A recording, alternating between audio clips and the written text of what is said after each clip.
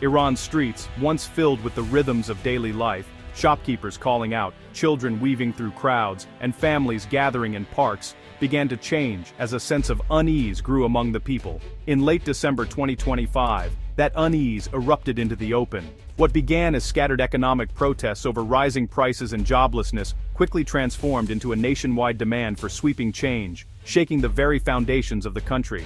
Outrage over soaring inflation and a collapsing currency was only the spark. Beneath the surface, years of frustration had been simmering, anger at government mismanagement, and a sense that the promise of a better life was slipping further away. Decades of repression, corruption, and lost opportunities had built up to this breaking point. For many, the daily struggle to make ends meet was compounded by a lack of hope for the future, and a sense that their voices had long been ignored. It was the youth, those who had grown up knowing only restrictions and economic hardship, who took to the streets first. Their movement was leaderless, but united by a powerful desire for freedom, dignity, and a chance to shape their own destiny.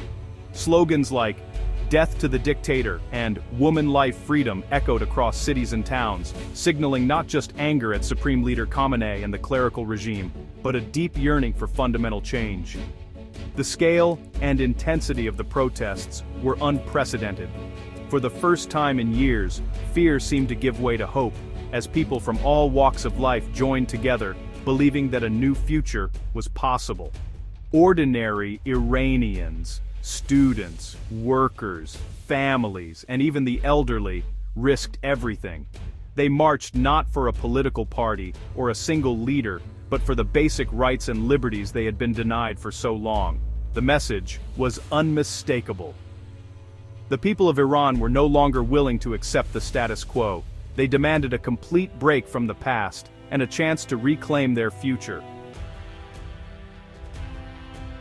The regime's response was swift and brutal, leaving no room for dissent or negotiation. As soon as the first signs of protest appeared, authorities unleashed a wave of force designed to instill fear and crush resistance before it could spread. Security forces, Revolutionary Guards, Basij, militia, and plainclothes agents used live ammunition and violence to crush the protests. Streets echoed with gunfire and shouts, as peaceful demonstrators were met with overwhelming force. Streets became battlegrounds, and hospitals turned into sites of intimidation, with wounded protesters hunted down. Even those seeking medical help were not safe, as security forces patrolled emergency rooms, searching for anyone involved in the demonstrations.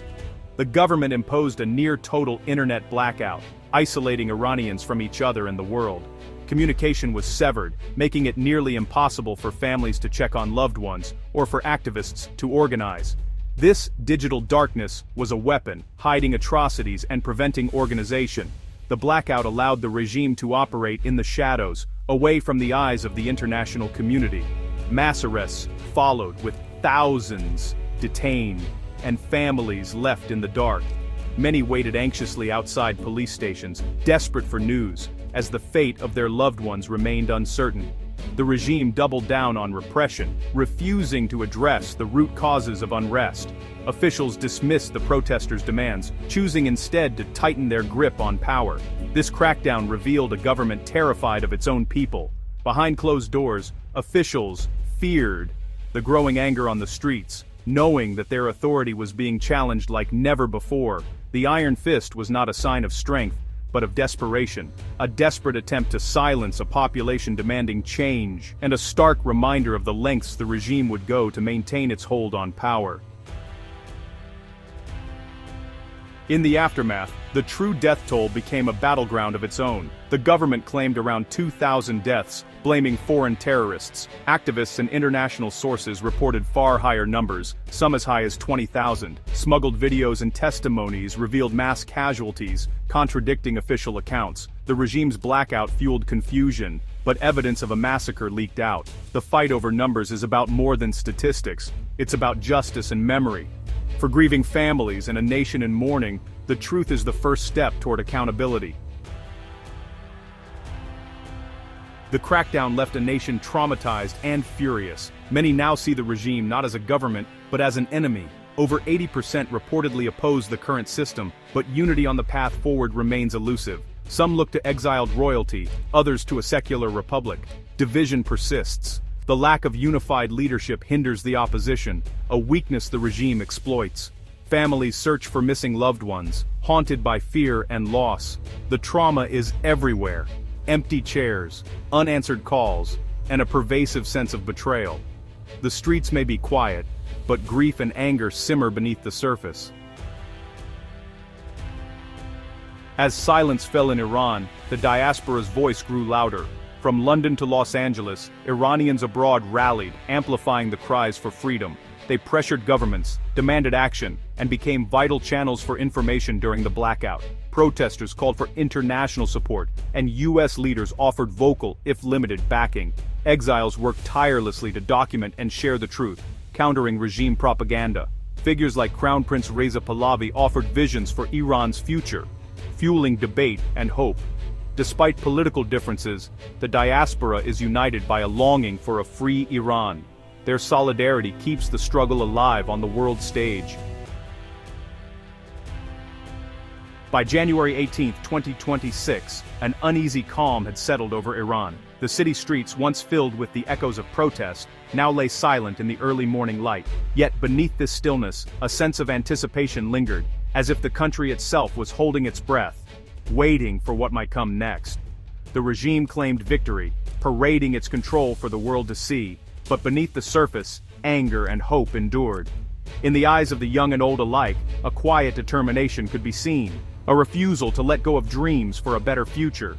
The crackdown may have silenced protests in the streets, but it only served to galvanize the desire for freedom. Graffiti, vigils, and faded posters became silent witnesses to a struggle that refused to die, symbols of a movement that had simply gone underground. The international community faces tough choices: how to support Iranians without fueling regime propaganda. Diplomats debate behind closed doors, weighing the risks and responsibilities, knowing that every action or word could tip the balance in unpredictable ways. The opposition remains fragmented, divided by ideology and strategy, but the wall of fear has been breached. New alliances are quietly forming, as activists search for common ground and a shared vision for the future. A new generation has shown it will risk everything for change. Young people, undeterred by threats or violence, continue to raise their voices, determined to shape the destiny of their country, no matter the cost. The spirit of defiance persists in quiet homes and whispered conversations. Families gather in secret, sharing stories of hope and resistance, passing on the flame of courage from one generation to the next. The story of Iran's struggle is far from over. Each day brings new challenges, but also new possibilities, as the people refuse to surrender their dreams. Hope, though wounded, waits for its moment to rise again. In the cracks of hardship, new life is already beginning to emerge, promising that a new dawn may yet break over Iran.